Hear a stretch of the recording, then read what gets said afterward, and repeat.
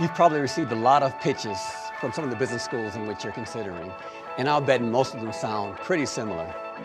At the Daniels College, our experience here is both different and better, and we'd like to tell you why. At most business schools, the center of learning is going to be the classroom. At Daniels, you're going to learn, and you're going to learn more by doing. We're going to get you out of the classroom and into the marketplace. We're going to engage you with real businesses and real business leaders across Colorado and around the world. That's why the Daniels difference is real. It's a revolutionary approach to learning that achieves one goal: to make you market ready. Hands-on learning is critical in a business world that is changing dramatically. It has never been more connected or volatile, so you need a program that immerses you in what's happening right now. But most of all, by tackling real-world problems, you learn to think creatively and work with diverse skill sets. This is what employers really want, and they tell us that every day. Action-based learning is pretty intense. There is no point in soft-pedaling that. But vivid, real-life experiences are also thrilling and rewarding. And you will never be in this alone. Small classes mean that you will not get lost in the shuffle. Personal development is the key to every Daniels program. Your professors and the staff are more than teachers. They're advisors and mentors who champion your own success story. They'll shape your character and put you on a path to becoming a savvy, self-aware leader with the grit to adapt and to think on your feet. Daniels is the 8th oldest business school in the country, but we are anything but old school. The tradition of academic rigor and ethical leadership established by Bill Daniels himself is even more relevant for today's sensitive global marketplace.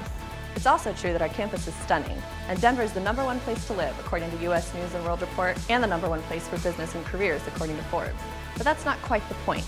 The Daniels difference is about putting you feet first into the real world, long before you graduate. We have committed our institution to a different path, a fresh approach that requires as much work on yourselves as it does on your coursework, and it's an approach that works. Daniels graduates are in demand. Some people might prefer a more conservative or traditional approach to getting their degree, and there is nothing wrong with that. But if you're interested in an education that provides you with real-world experience, that enables you to develop your own deep, personal leadership narrative that will ensure that you enter the world market-ready, then you're looking at the Daniels difference, and we'd love to talk with you about it.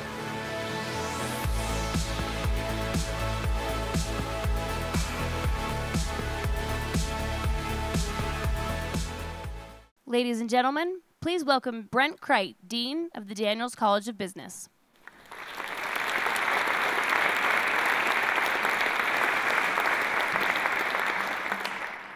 Good evening, welcome. This activity, the Voices of Experience event at Daniels, represents the college's seminal public leadership event and enables us to elevate and celebrate principles and aspirations of leadership across domains and organizations. Like all activities at Daniels, this one is co-created and could not be possible without our sponsors, U.S. Bank. And so I want to acknowledge them and ask you to please join me in thanking them for their support for this and our other Voice of Experiences. So as I said, this event enables us to affirm and to celebrate not only ideas and principles of leadership, but to recognize and honor those who carry those principles in their lives through varieties of organizations. As a member of the DU community, it's really difficult for me to think of one who more aptly exemplifies the higher aspirations and principles of leadership than the Chancellor of the University of Denver, Dr. Rebecca Schopp. Rebecca is actually going to come out here in a minute and introduce our esteemed guest, Mary Rhinehart, who is, of course, the President and CEO of Johns Mansfield.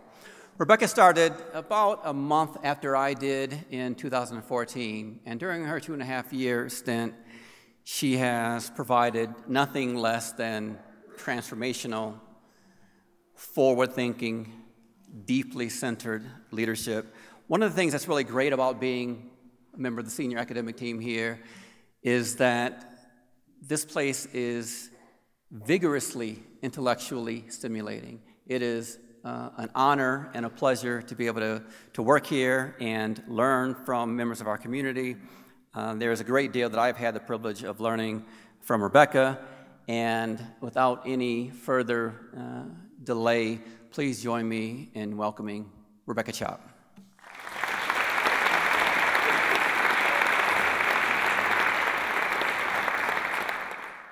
Thank you, Dean Crichton. Thank you for all your tremendous leadership at Daniels and DU. I hope you are as excited as I am about tonight's lecture. We're going to get to hear from a CEO and chair of one of Denver's global companies. She's also an MBA graduate from 1998. Mary Rhinehart has been with Johns Manville for about 40 decades, not quite. She must have started when she was about 6. She has had almost every leadership position. She has been in finance. She's been head of global treasury, global supply chain, human resources, business development. She's managed several of the different units. She was named president and CEO in 2012 and chair in 2014. She oversees truly a global company of 7,000 employees. And here, a really cool fact, she reports directly to Warren Buffett. That's neat. Mary is not only an amazing CEO and chair, she serves on many corporate boards, and important to all of us with our mission that all of our graduates will serve the public good.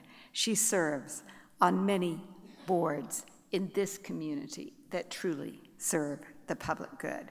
She has been on boards at University of Colorado, at Craig Hospital, at a number of foundations. She's been on a Harvard Housing Board. And I am very pleased to announce tonight that she has just joined the University of Denver's Board of Trustees.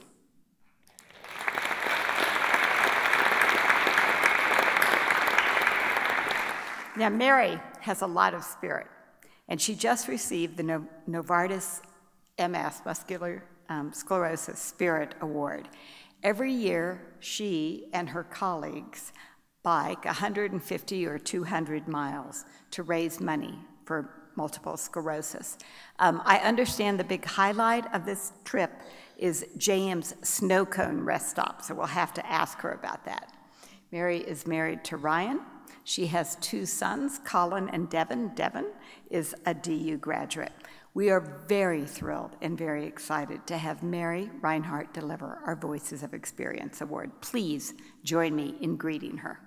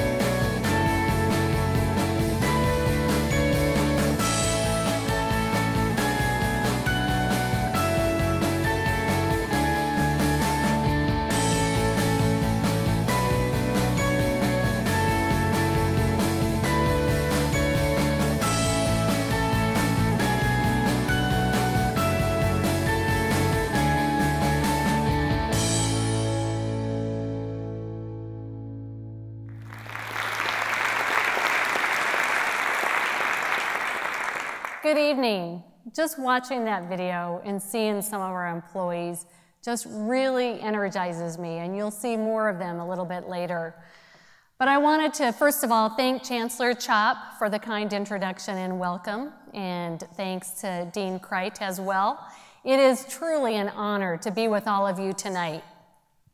When I was first asked to participate in this Voices of Experience event, I immediately heard the voices of other leaders who have spoken here, like my friends, Carol Tomei, the CFO of Home Depot, Andy Taylor, the chairman of Enterprise Holdings, and Kent Theory of DaVita.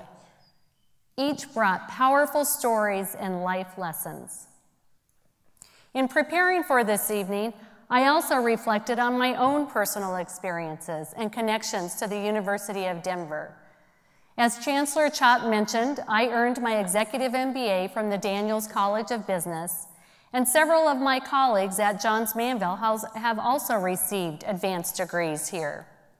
My son Devin earned his MBA from Daniels, and my daughter-in-law Lauren graduated from the Sturm College of Law. And now I am privileged to serve with the other leaders on the university's Board of Trustees. I am really proud of where DU is going and what the Daniels College of Business and its namesake stand for. Indeed, before his name graced the College of Business, Bill Daniels was a visionary business leader with a steadfast focus on ethics. Bill found success by working hard, acting with integrity, and treating everyone with fairness and respect. He walked the talk, and he paid it forward by helping the College of Business in 1989 become one of our nation's first business schools to include ethics in its core curriculum. Bill Daniels reminds me of another visionary leader. His name is Warren Buffett, and he just also happens to be my boss. In leading Berkshire Hathaway, Warren acts with honor and integrity. Among his many memorable quotes, Warren says, "It takes 20 years to build a reputation and 5 minutes to ruin it. Years to build in a single instant can ruin it. If you think about that, you may do things differently." And this, we can afford to lose money, even a lot of money, but we can never afford to lose reputation, even a shred of reputation.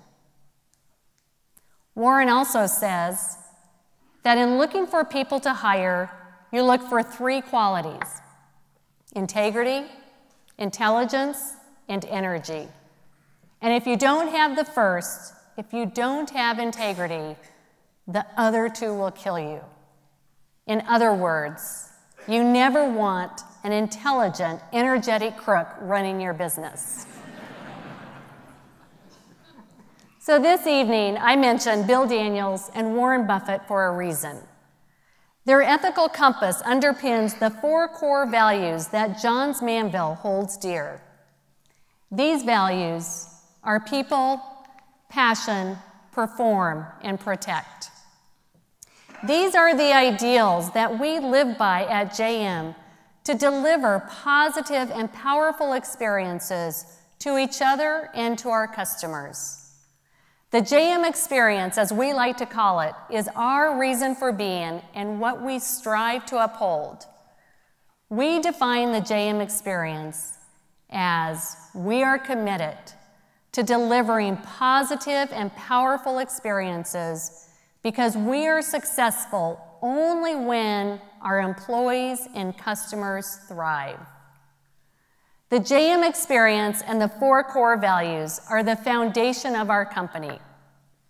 While the words and definitions have been refined over time, the essence of who we are and what we stand for can be traced back to some of our company's earliest days. For example, one former JM president, Louis H. Brown, created the Quarter Century Club in 1929. He said it would stand for friendship, and for the perpetuation of the ideals that constitute the foundation upon which Johns Manville had been built. Membership to the Quarter Century Club cannot be bought, borrowed, or shared. It must be earned by working at JM for 25 years. Think about that. Friendship and the perpetuation of the ideals that constitute the foundation of our company. We have worked hard to keep a culture of friendship alive in JM. We have also worked hard to stay true to who we are and to stand on the set of shared values that continue to make our company great.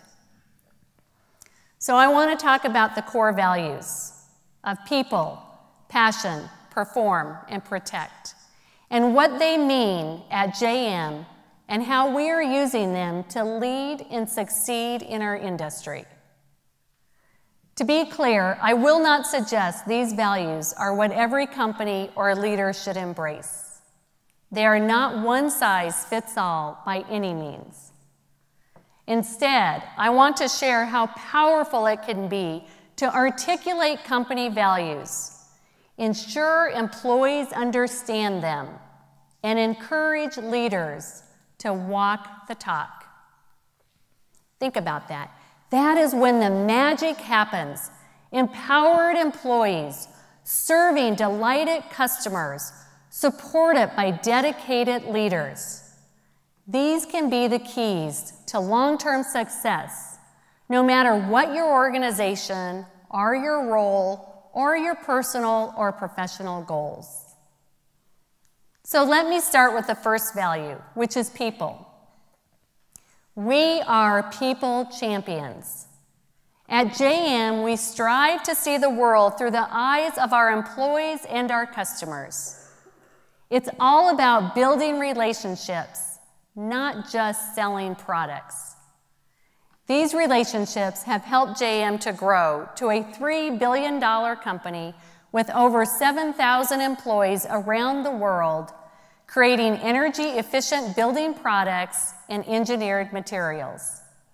We have 43 manufacturing locations in North America, Europe, and China. JM products are all around you. You may not see them, but our products make environments better. They are in the walls and attics of your home. They're in the plastic materials and batteries of your car. They're in the airplane you may have traveled in over the holidays, and they are on roofs of commercial and residential buildings, just to name a few. We are not a trendy business like Apple, Amazon, or Google, but we are a sustainable company that is really cool in its own way. And we have amazing people who have made it great for 158 years and counting.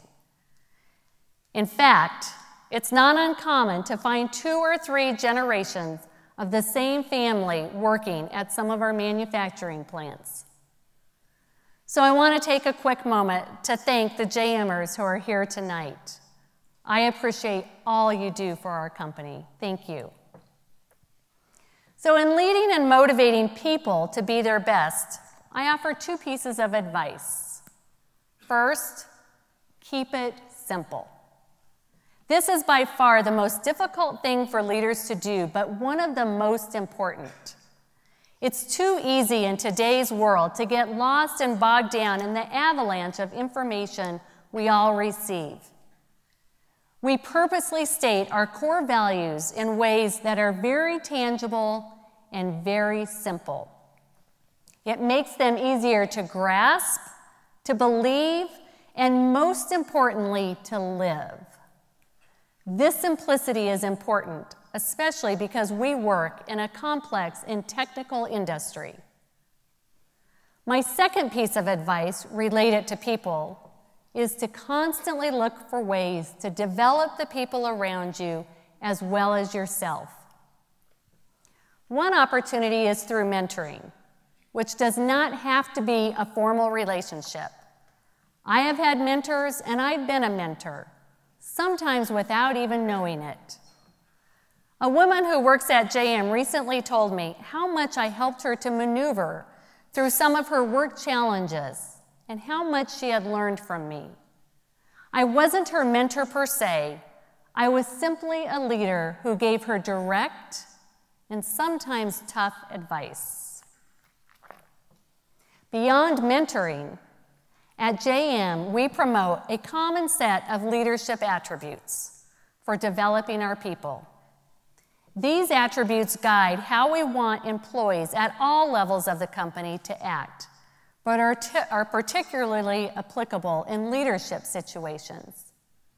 The 6 leadership attributes are genuine. We ask our leaders to lead from the heart with a sincere desire for employees to grow. Passionate and opportunity maker. We want leaders to create opportunities and motivate a global sense of ownership. Positive attitude. We value contagious appreciation and excitement for work. Open-minded. Our leaders should demonstrate a willingness to consider diverse thoughts and opinions. And we must have integrity. These 6 attributes are aspirational because no one is perfect. I continue to look for ways I can improve myself, and I ask all of our leaders to do the same. If we can keep it simple, and if we can always look for ways to develop those around us as well as ourselves, then we can truly be people champions. JM's second core value is passion. Be passionate by going the extra mile and challenging the status quo. We want to pursue fresh ideas and new approaches to elevate how we work and deliver value. We aspire to be better tomorrow than we are today.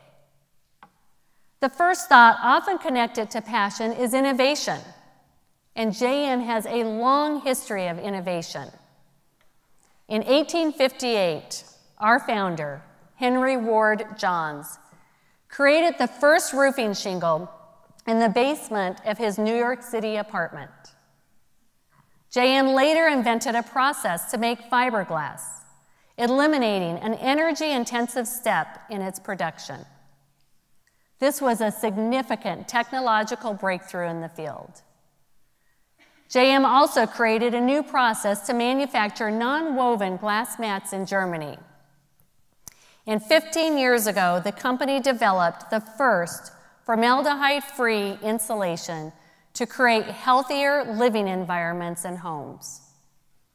More recently, one of our plants figured out how to eliminate landfill waste, or just about eliminate, and be more sustainable.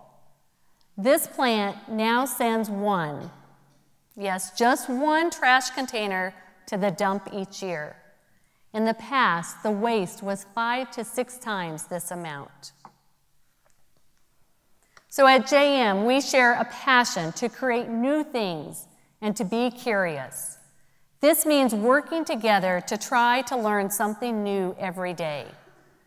This idea really energizes me, and it is something that Warren Buffett is also very passionate about. In your job, it's important to learn new things. Get out away from the office. Get out and meet with customers. Talk with employees. Listen and observe. Read. Ask questions, and then read. Warren is a ferocious reader, and I will tell you, if you've read recently even about Bill Gates, which is on the Berkshire Hathaway board, he talks about he reads 50 books, at least 50 books every year. And always challenge yourself. The people at JM fuel my passion, and we know that we must put passion into action in 3 ways: through innovating, learning something new every day, and always raising the bar. That's how we go the extra mile and challenge the status quo. The third value at JM is perform. We perform at a superior level. This means we are committed to delivering profitable growth and a sustainable competitive advantage. For me, superior performance is powered by being loyal, collaborative, transparent, and focused on the long term. JM was acquired in 2001 by Berkshire Hathaway. In that moment, we joined the many companies owned by Berkshire or Warren Buffett's holding company. And these are just a sample of them. Ownership change and any change can bring uncertainty. At the time, I was the global treasurer of Johns Manville. I chose to remain steadfast. I was very loyal to JM, and I was determined that I would be equally loyal to our parent company. My goal became, how could I help make not only JM great, but also help make all Berkshire Hathaway companies great? In 2004, when I became JM's Chief Financial Officer, I partnered with Mark Hamburg, Berkshire Hathaway CFO, to share best practices and develop a program for our supply chains to leverage spending across all Berkshire Hathaway companies to achieve cost efficiencies. This program continues today. It sounds easier than it was. It took a lot of persistence and a lot of collaboration. Can you imagine across the Berkshire Hathaway companies, which Warren allows to run autonomously? But I will tell you, it was definitely worth it for Berkshire Hathaway and for JM and all of Berkshire Hathaway. These are the types of things that Warren appreciates and values from his leaders. So I often get asked, what's it like to work for Warren Buffett? Well, what you see is what you get. You may think he's intimidating, but he is not. He is down to earth. He is one of the smartest people I know. He keeps things simple. He has a great sense of humor, and he is easy to talk to. I will occasionally pick up the phone, sometimes on Saturday mornings, and call Warren. This is typically a good time to reach Warren. He's usually at his office in Omaha, free of the meetings and distractions. We talk about the latest news, challenges, or business opportunities. He asks questions, and he gives advice only if I ask for it. As you might imagine, Warren is a wealth of knowledge. We have great conversations, and each time I hang up the phone, I immediately look forward to the next opportunity I get to talk to him. Warren is a hands-off leader. He respects the experience and the management teams of his businesses. At the same time, he expects them to perform at a superior level and to continually drive for success. Warren also values transparency, as well as open and honest discussions. He expects his leaders to not sugarcoat the good or the bad, but to call a spade a spade. Warren puts great trust in his CEOs, or as he likes to call us, his all-stars. As you can imagine, this is a powerful group. We typically get together at least once a year in Omaha, and it's not uncommon for us to see each other at other events or meetings throughout the year. The heads of Geico, Benjamin Moore, Fruit of the Loom, Dairy Queen, Shaw Industries, BNSF, and so many more great companies create an invaluable network that benefits JM and all of our employees. Warren allows us to run free of meeting the quarterly demands of analysts and investors. That's a great advantage to JM and all of the Berkshire Hathaway companies. He keeps things simple, and he has great wisdom. His simple advice to his CEOs: widen the moat. Build an enduring competitive advantage. Delight your customers. Relentlessly fight cost. Widen the moat. Build an enduring competitive advantage. delight your customers, and relentlessly fight costs. I appreciate the simplicity and the long-term nature of how Warren thinks. Performance isn't only measured quarter by quarter. Success might be years in the making. It's a different business mindset than many leaders of public companies have these days. And I think it has made Warren one of the most successful business leaders and investors in the world. Warren has another perspective he tells his leaders. He says, treat every decision as if you own the company and as if it's the only asset you will ever own. That's great advice. This mindset, along with loyalty, collaboration, transparency, and a long-term focus, helps JM deliver high-quality, reliable results for our employees, our customers, and our company. It also helps us to be efficient, to pursue operational excellence, and to be results-driven. It helps us to perform at a superior level. Finally, JM's fourth core value is protect. We protect today to ensure tomorrow. The health and safety of JM employees is generally associated with this core value, and safety is a top priority at our company. We owe it to each other and to our families to be safe. We want our employees to go home each day the same way they came into work, if not better. We also have a long-standing focus on both physical and mental health. We know we cannot eliminate all risk in our workplace, but we can take steps to manage and mitigate risk. We have physical safeguards in our manufacturing plants. We require standard safety features in the cars that our sales teams drive. And we train our employees on the dangers of distracted driving, which is just another way of saying, don't text and drive. Please, don't text and drive. We take all of this very seriously. We are doing all we can to create work environments where employees feel safe and empowered to put safety above all else, even if that means shutting down machinery and interrupting operations to ensure that no one gets hurt.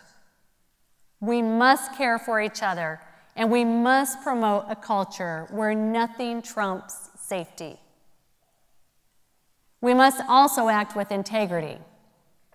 This is an important part of protect as a core value. We weigh the impact our decisions have on ourselves, our customers, our communities, our environment, and our reputation. In essence, we do the right thing for the right reasons, even when no one is watching. That's ethics. And this is the quality I mentioned earlier and admire in Bill Daniels and Warren Buffett. As you learn here at DU, keep your ethics regardless of where you operate. Don't lower your standards to meet the standards of another country, even if it may make it tougher to do business there by not doing that. It's a very simple lesson. But as someone who leads a global company that does business in more than 85 countries, this mindset is critical. It provides a solid framework for always acting with integrity and not venturing into the gray areas. Warren has said, there is plenty of room to play in the center of the court, and if you come too close to the lines, then you may have strayed too far. We believe at JM that protecting our customers, employees, families, and the world around us is our responsibility. Those are the four core values: people, passion, perform, and protect. At JM, these values aren't just empty words on a bulletin board. We certainly aren't perfect. We make mistakes, we learn from them, and we strive to improve. The values guide our actions every day.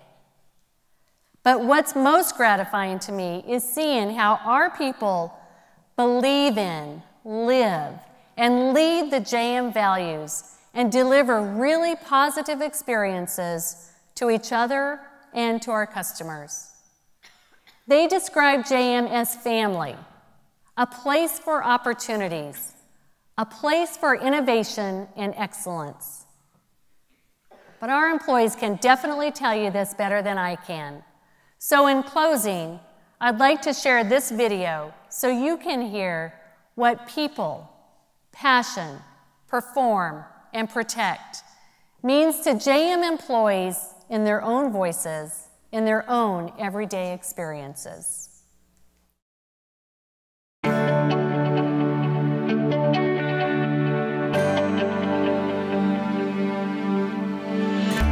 Johns Manville is an opportunity. If I had to describe Johns Manville in one word, it would be rewarding. Definitely Johns Manville is about teamwork. They're a team, they're a family. Johns Manville is my second home. I think caring. To me, JM is opportunity. Passionate about safety. So that's more than one word. Innovative. Johns Manville is positive. Success. Like my family. If I describe JM in one word, I would say the future. Rob Poston, Fiberizer, Defiance. Mickey Latham, Quality Control and Trainer, Macon, Georgia. Eva Canales, Senior Cost Accountant, Defiance.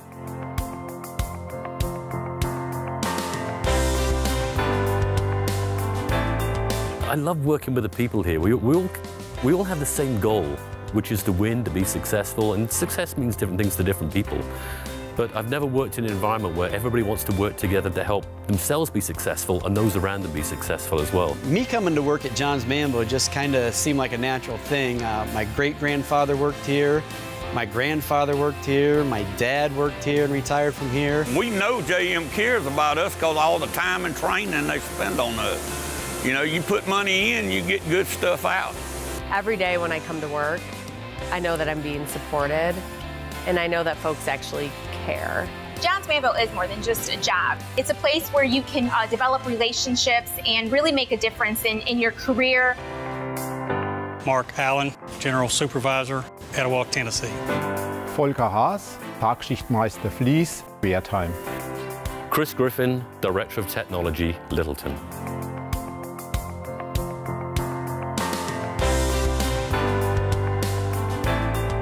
We have to have that spirit of continuous improvement, and that's a passion that we need.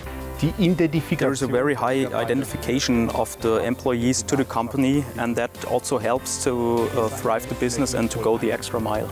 If we don't do our job and we don't do it right, we could literally put 30 people or 40 people or 100 people out of jobs. So that, to us, is a big responsibility. Mark Kedro, Sales and Key Account Manager, Internava. Olivia Carlson, Global Supply Chain, Denver. Rich Graham, Quality Supervisor, Milan, Ohio.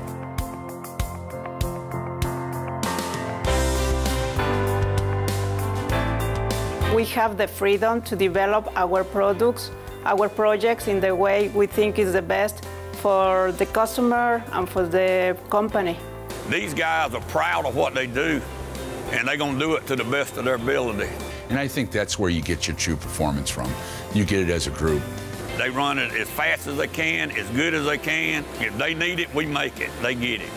I would say to perform at a superior level is that we're performing as good and better than our competition. We have a lot of the same suppliers as our competitors, and so we want to ensure that we are the customer of choice for them. The customers are describing Johns Manville as a valuable partner, and they can trust us. Every time a roll goes out our truck, that's our reputation just pulled out the driveway, and they know it. We know it.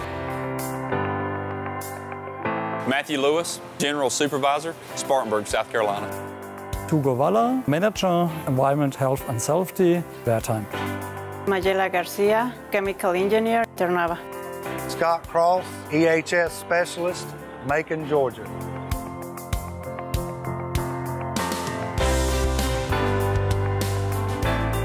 The safety is a great value for all the employees at Johnsonville. If you don't know, come to one of us and ask, because nobody's going to leave you hanging, especially when there's a possibility of you getting hurt. We have a special safety program.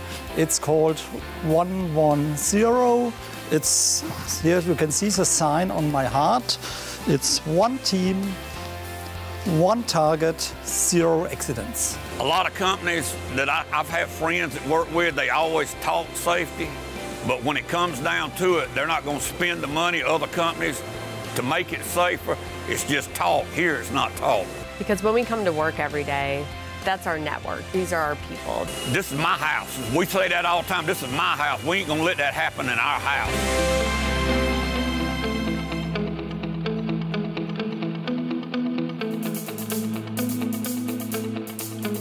I think the JM experience to me is what we can do for our employees, for my employees or the whole plant's employees, and what we can do as a team for our customers.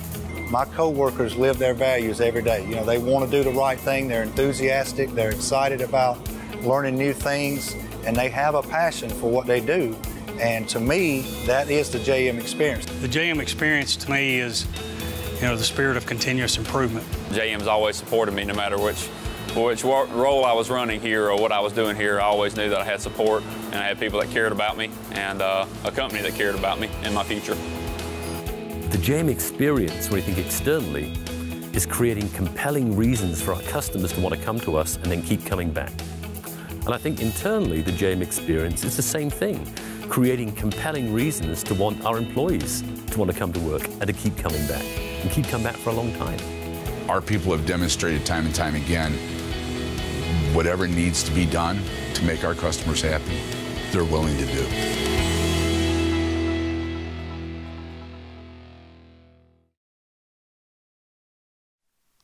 This is our house. That's one of my favorite parts of the video.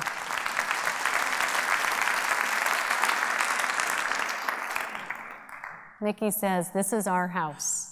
What a great way to sum up our culture, our pride, and the place where all our values come together under one roof. I hope the JM experience and the 4 core values inspire you. Be a people champion. Be passionate. Go the extra mile. Perform at a superior level. And protect today to ensure tomorrow. At JM, we know that when we live and lead these values, and when we deliver those positive and powerful experiences to our employees and to our customers, we are confident that we can be the employer of choice and the supplier of choice. So thank you for inviting me here this evening, and now I look forward. We'll have some more discussions and then questions at the end of that. So thank you.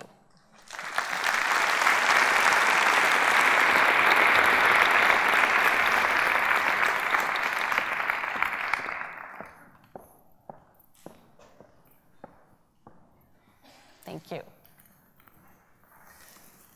Mary, thanks very much. That was really amazing. What a stunning video and an inspiring story. And first, just congratulations on all your success and many accomplishments. And thank you for giving me the privilege to talk a little bit more with you. One of the really wonderful things, the many wonderful things about this job is the chance to get to know amazing leaders and stakeholders and alumni and supporters, and so we appreciate it. I want to actually start, if I could, by just following up on what I think was the last part of your video. And you talked about culture, and you referenced the leadership attributes and the values of Johns Manville. And look, it's a global organization, both in terms of markets and manufacturing. And I'm just curious as to how you instill such a rich culture in an organization that's so far-flung. What's your approach to that? So one of the things that we do, since we are a global organization, everything we do, we want to make sure that it is meaningful across the globe in different languages, in different cultures. So we do pressure tests. All of our corporate initiatives, the language, the words that we use, and we make sure that we have global representation on all of our corporate initiatives so that we're not just a US-based company headquartered in the United States and dumping things on people, whether they're in China or Slovakia or Germany. And so we make sure that we include people from those regions in all of our key initiatives. And so, more specifically, as president and CEO, how does that commitment define your role? Well, a big part of my role and all of our leaders' roles are to lead by example, to truly walk the talk. And it's a constant reinforcement. You have to constantly talk about the messages. We try to use a common language at JM so that it really does get ingrained in the culture. And we need to make sure that people in the organization, they understand our expectations to live and lead our values and to ensure that we have folks really walking the talk. And you know, for an example, when we recruit, when we hire, we look for the cultural fit. And not everyone is a fit for our culture. Sure, sure. You talked a lot in your presentation as well as in previous discussions about teamwork and the importance of collaboration. Give us a sense of what in your background or prior experience sort of made you recognize the critical importance of those attributes. Yes, I'll say teamwork has always been in collaboration a key part of my upbringing. I actually come from a family of 9 children. So I have 6 older brothers and 2 younger sisters. So you can imagine I had to keep up with my older brothers, and I think they made me pretty tough.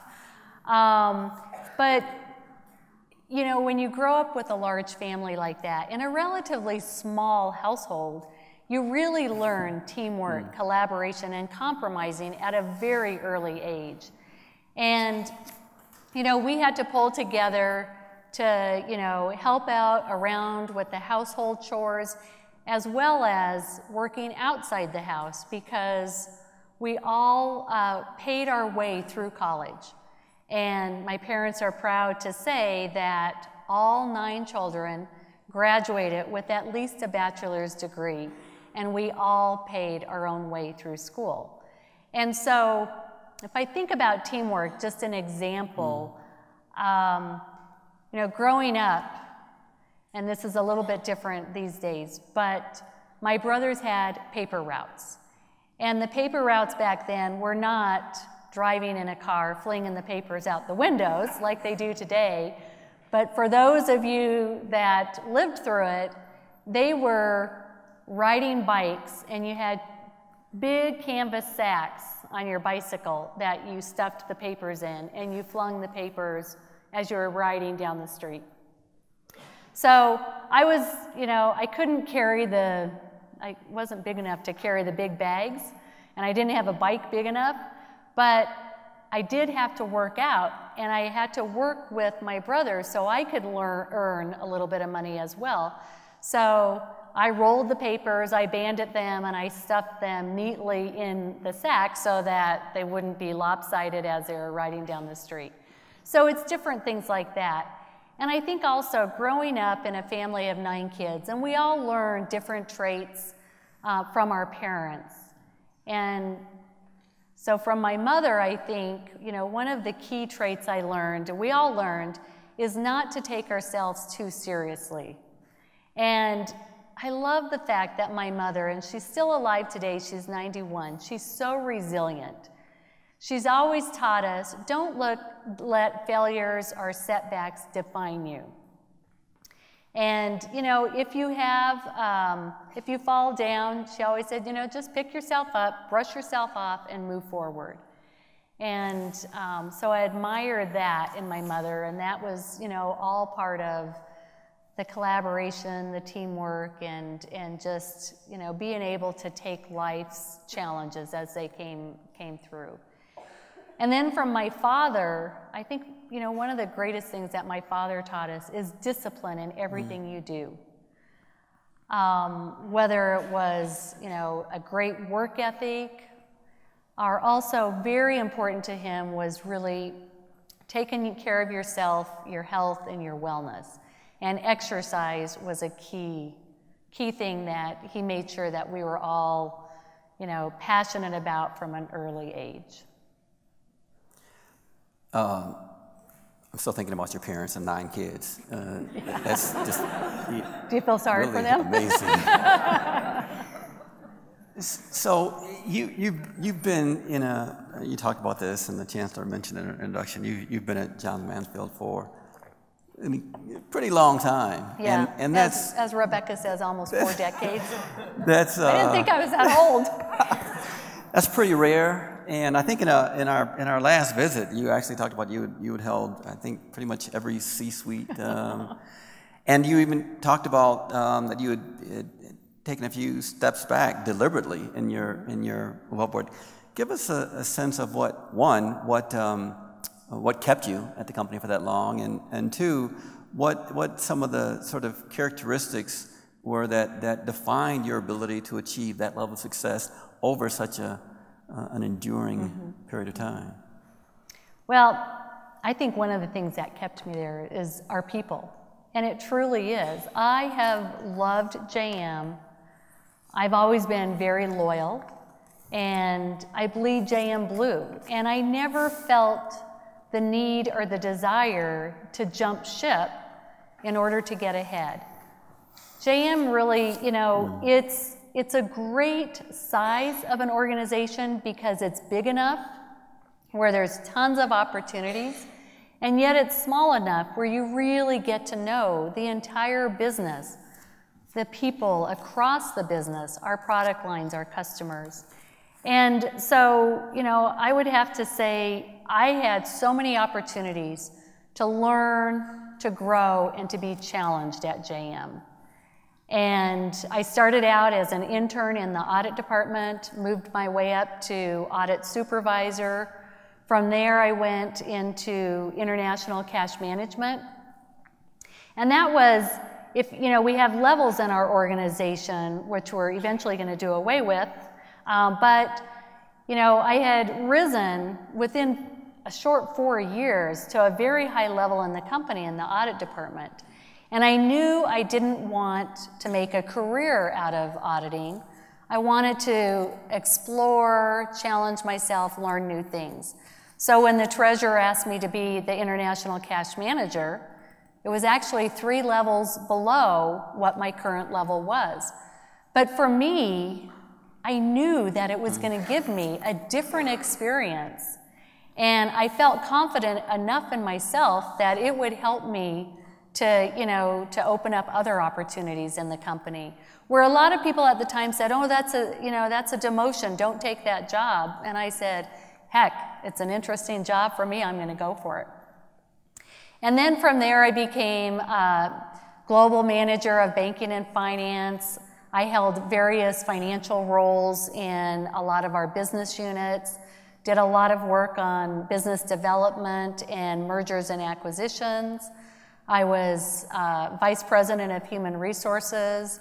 I was general manager with P&L responsibilities for several of our businesses, global supply chain, chief financial officer, and now CEO. So I just think, you know, as long as you're willing to take those different opportunities, you know, not afraid of challenging risk and opportunities, you can learn and grow. So talk about at least one of your failures as you were moving up that rather steep corporate ladder. I have a lot of failures. I've had a lot of failures, and I continue. I would say when I first became general manager of one of our businesses, that was a tough role because I was the first female general manager. And so I felt like the spotlight was on me. And even though I don't consider it, if you look at my numbers and what I was able to do at the time, grow the sales, grow the profitability, but it was a setback for me because I felt like I wasn't necessarily accepted within the organization as much as I would have liked to have been and supported. I hope that doesn't happen to people today, especially at Johns Manville. But I was very accepted by our customers, but constantly had the question from our leadership, well, you know, in the automotive, because automotive was one of my businesses, you know, is it okay as a female general manager? And I would say, are you kidding? A lot of the leaders in the automotive companies are women. But that was a tough challenge for me. So how did you get through that period? You know, I would tell you, without my mother's constant reminder about resilience and, you know, just pick yourself up, brush yourself off, don't let others try to define you, I think that helped a lot. Oh, that's great. Thank you. Let me ask you, you also mentioned this, you all have manufacturing facilities in China and in Europe. You have global distribution centers and supply chain relationships. China's a pretty interesting place for lots of reasons, but I'm thinking, you know, there's sort of South China Sea assertiveness, aggression. There's Brexit and some interesting political machinations. Pretty interesting time here as well. I'm going to put you on the spot and ask you to sort of put on your sort of futurist lens and just give us a sense of what you believe the next 5 years sort of are going to hold, and how will they look different from the previous 5 years in terms of the global economic marketplace? Yeah, it's a little bit of a tough question because it's so hard right now, even over the last couple of years, to really try to predict what's going to happen around the globe. Who predicted Brexit? You know, who predicted in the US that we would have the type of election cycle that we did? Coming up this year in France and Germany, you have elections and all the talk about you know, populism going on and nationalism. But, you know, JM has been around for 158 years, and during that time, the company has gone through a lot of different changes. They've seen changes around the globe. I think at JM, what we really feel and believe is that we have to be prepared for anything. We have to make sure that we're nimble and agile so that we can respond to whatever comes, you know, in the global economy, in the US markets, in North America, in China, whatever it might be. Again, I think JM is very resilient, and we're also very long-term focused, which is another advantage that our parent company affords us the opportunity to make investments and do things even in the face of challenging market conditions or whatnot, because again, we're not just looking at the next several quarters. You know, closer to that, and just take a couple of things, if you look at inflation, you know, we do think we are seeing inflation start creeping back in to our business. We've seen quite a bit of deflation over the last couple of years. So we have to be able to react to that inflation and, you know, ensure that we're really focused on that operational excellence, on productivity, on maintaining or increasing our margins, even in light of inflationary pressures. With inflation and with what the Fed has to look forward to, we do think that interest rates may rise. Now, not, you know, an extreme uptick, and when I came out of college, interest rates, and a lot of you remember this, but a lot of the students won't, you know, they were 12 to 18% at that time. So, you know, again, and you know, Johns Manville is in a great financial position. We have zero debt on our books, and we've had zero debt for many, many years. But interest rates they could impact our customers and can impact a lot of things. So that's something that we will constantly watch. If you look at what's going on in the U.S. right now and potential increase or improvements in infrastructure, that's great for JM because that's part of our business. If you look at the U.S. dollar has strengthened quite a bit. And we see that, we don't see it, weakening for quite a while. And so we have to look at where we produce and how we leverage our global manufacturing footprint.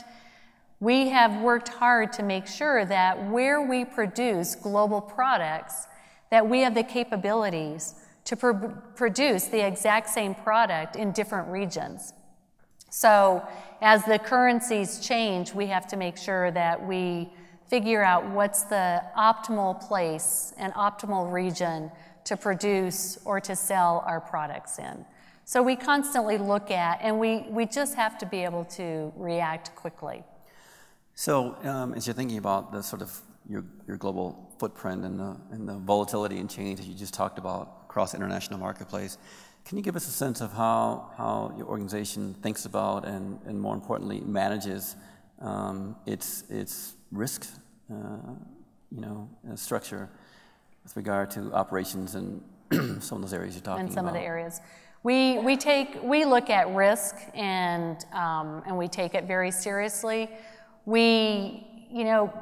On the other hand, what you have to always do is we always talk about taking prudent, calculated risk. Because if you never take a risk, you're not going to grow.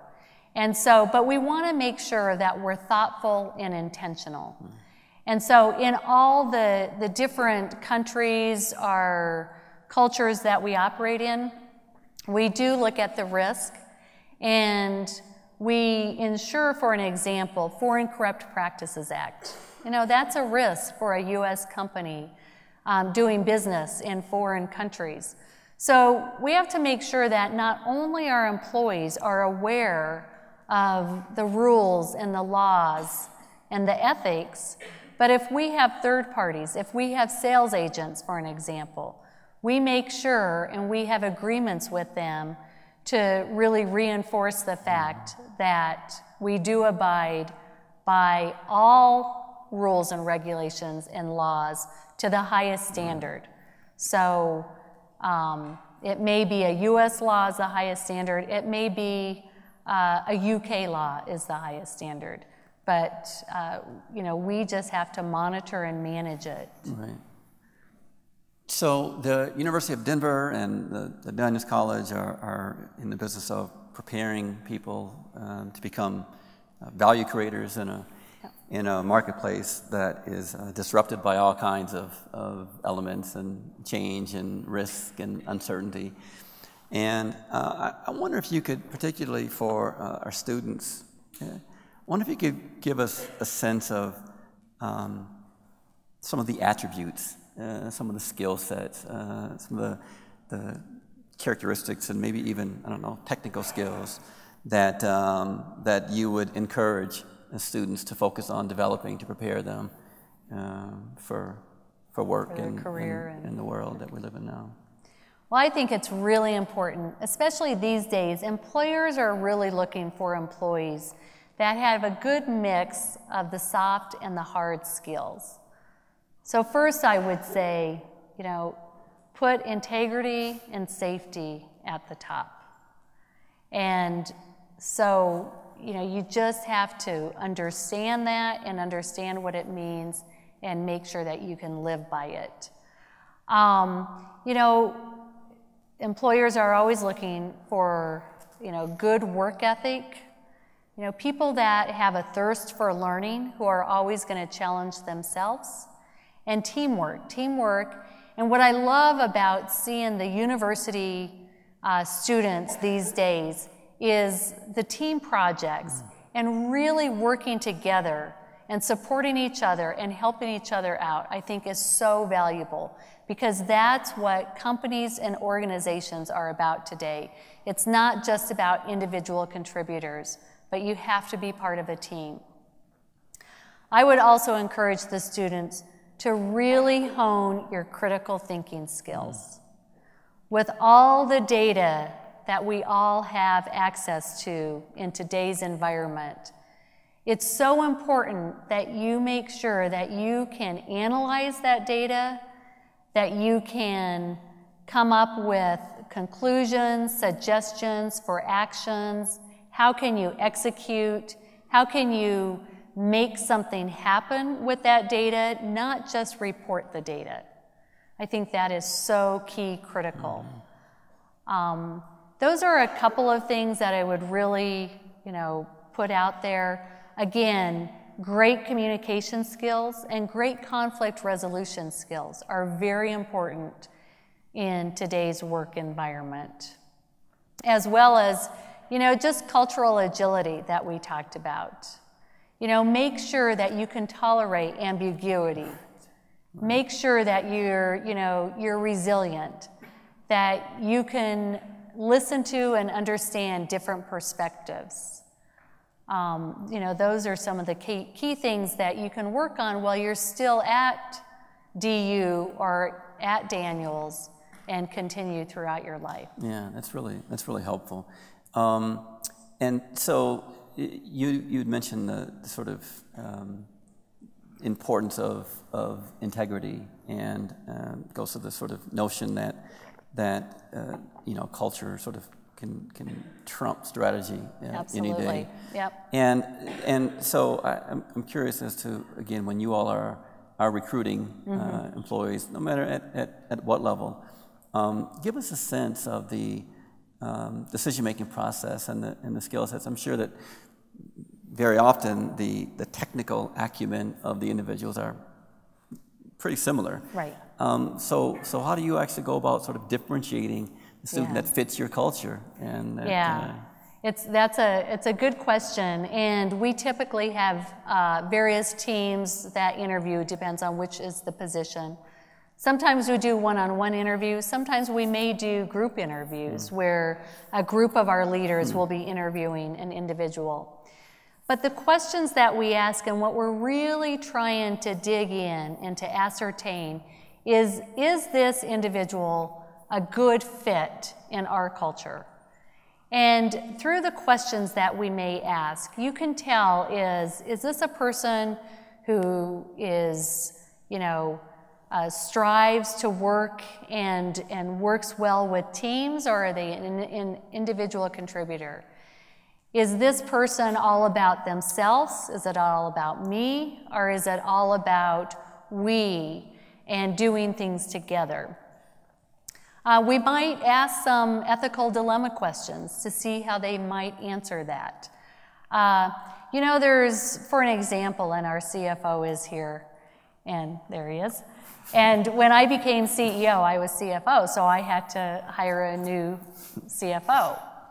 And we went through a lot of interviews, and I will tell you, some of the people that we interviewed, I could just tell, we could tell that the arrogance was there, and that they were just looking to check the box and to take this role as they were looking for what's their next greatest role. And that wasn't going to fit. Technical skills, they were great.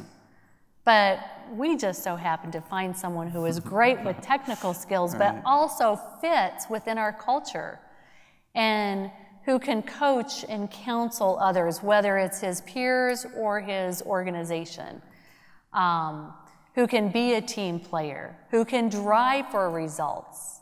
And so that's what we're looking for when we look to hire. And is the preference then to hire from within for those positions, or? Yeah, we always, if you can, to hire from within, and we really take succession planning seriously, and we try to develop our employees. It's also good in certain roles, you don't always have the exact fit within the company, so you do look, and it is good periodically to bring in some new ideas some, new ways of thinking. And so we really value both, but of course, we, if we can, we like to hire from within and develop from within.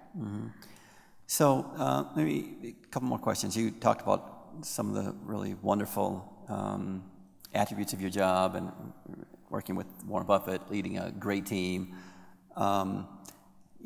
Give us a sense of some of the more difficult challenges as a CEO in today's environment. Yeah, there's a lot of challenges, I will tell you that. It's not easy, but it's about surrounding yourself with great people.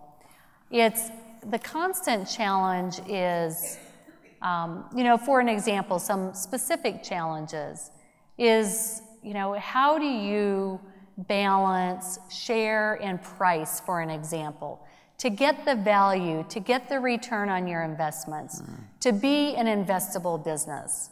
So that's a challenge that we face because we operate in very competitive markets and very competitive environments. Another challenge is, how do you grow?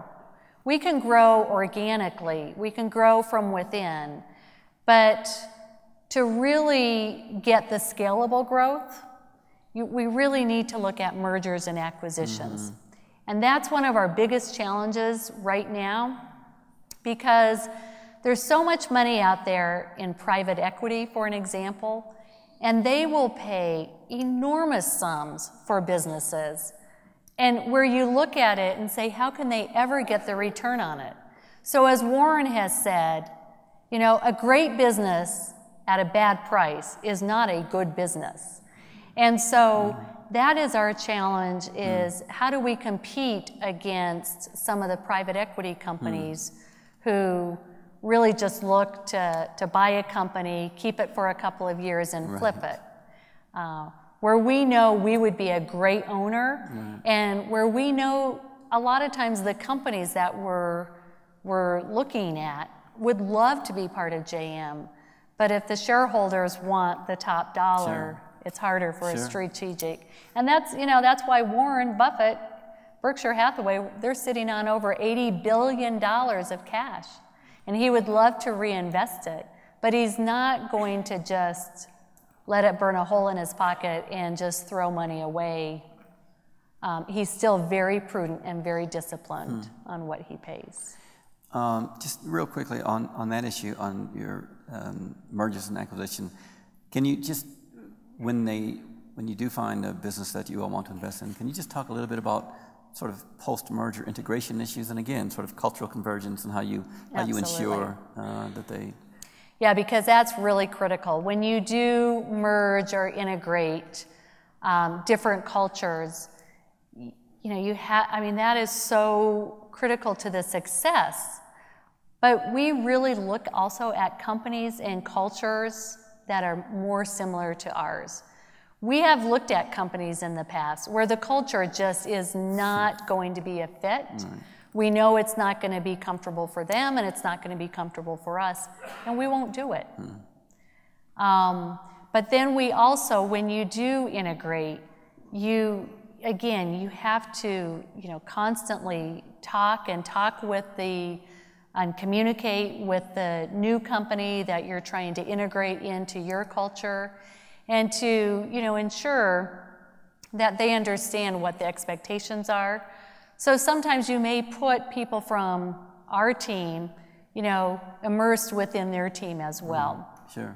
And I'll tell you, we have great people at JM who are very, very good at really coaching and training and wanting to support and help bring others along with them. Right. Final question, and then we're going to open it up for you, for the audience. Not really a question, just any final sort of words of advice, commentary for young professionals, students. What would be your sort of parting words to them? I think for the young people, one of the things that I would really, really encourage you to do is to take care of yourself, to make sure you get exercise. Be proud of yourself, proud of who you are, and really focus on your health and wellness. And the reason I say that is so often I get asked the question, so, you know, as a leader with a demanding career, a family, and I'm proud to say, I was very involved with the raising of our children and very involved in their lives and very engaged and involved in the community. How do you do it? And I have to tell you, I could not do it if I hadn't been focused on and disciplined about exercise. I typically get up most mornings, 4:30 in the morning, and get a workout in. And I did that in the morning. I really did it in the morning because when I had my first child, when I had Devin, I knew I couldn't work all day and then go exercise like I had been doing. And, you know, and what would I do with my baby? So I decided to wake up at 4:30 in the morning. There's that. Yeah. And I will tell you, it gives you so much energy. It's a great way to start your day. And it is a great stress releaser. So I don't think I could manage the stress of everything I do if I didn't exercise. So I really encourage you to think about that. Don't be lazy. Yeah, I don't know, maybe this is something that sort of, you know, iconic leaders have. I know my colleague and boss, Rebecca, starts her days far earlier than I can in the gym, and maybe we'll have to try that. I think she starts at 4:30 as well, and she also does some training. Some of the students have told me that Chancellor Chop had a program that they were following, so I think it's a great example. For the rest of us.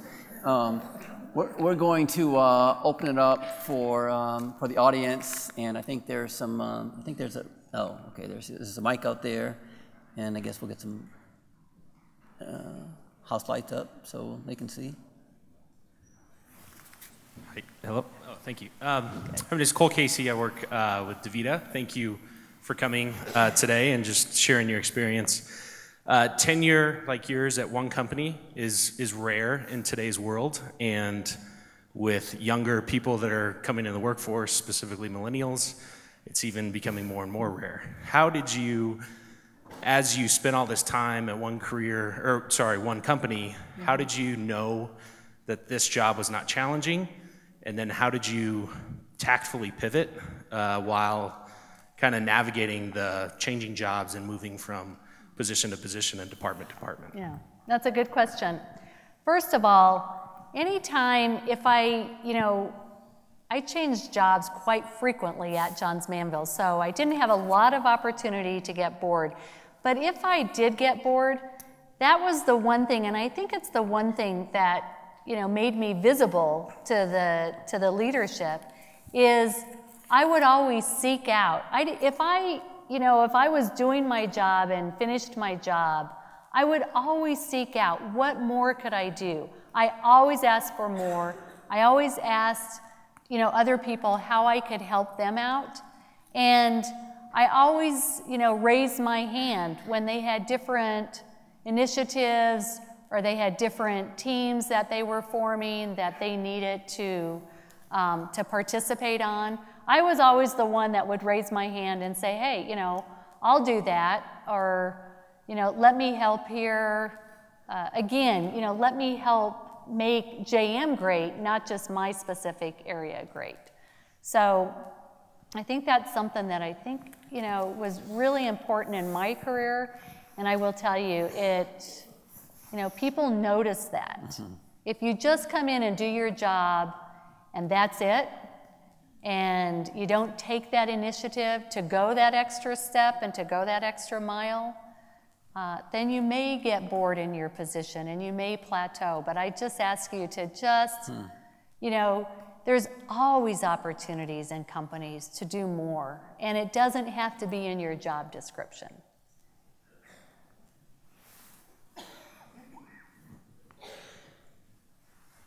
Is there a question? Yep. I think she's got it right there. Hi, my name's Ella, DU MBA graduate in 2014. My question has to do, you gave some examples of advice that Mr. Buffett had given you. Can you give a specific example of how you used that advice in a business problem and came to a solution? Yes. So, you know, one of the things that I learned from Warren early on is to keep things simple. And I won't tell you I'm always the best at it, but when we have different business challenges or questions, I always, you know, think about Warren, and so how can we keep this simple? And it is hard, and even when, say, our leaders will come to present a proposal on an investment, maybe a $50 million investment.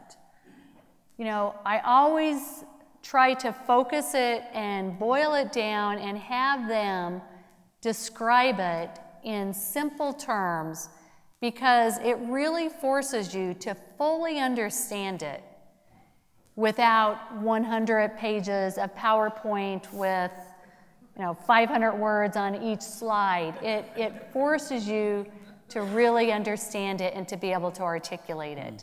And so if there's a major investment, I'll typically, you know, have the teams we work on, and we'll send Warren a 3-page presentation, and it has to be simple so he can understand it. And that gives him the most, you know, trust and credibility and faith that we understand what we're doing if we can boil it down and simplify it. That's one thing. And the other thing from Warren is when he says delight your customers, he means it.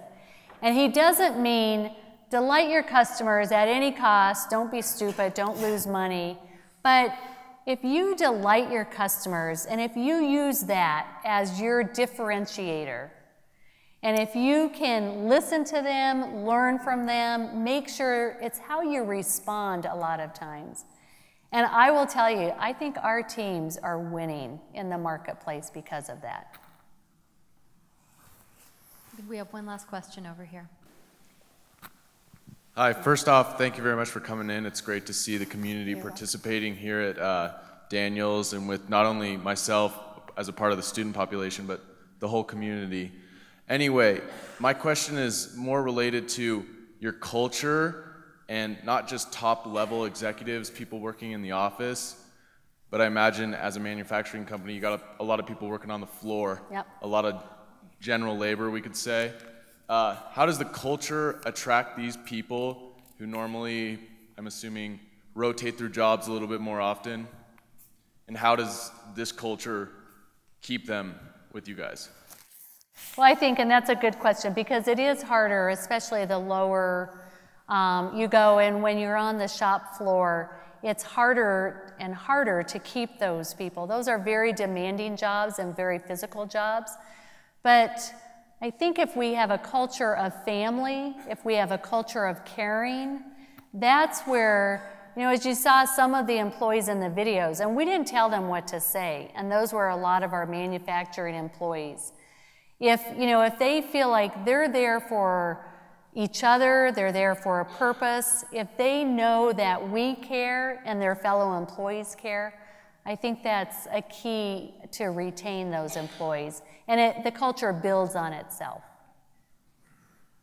All right. Well, look, we're going to ask you, if you can, to stay and join us for the reception backstage. In the meantime, please do join me in thanking Mary for her inspiring words.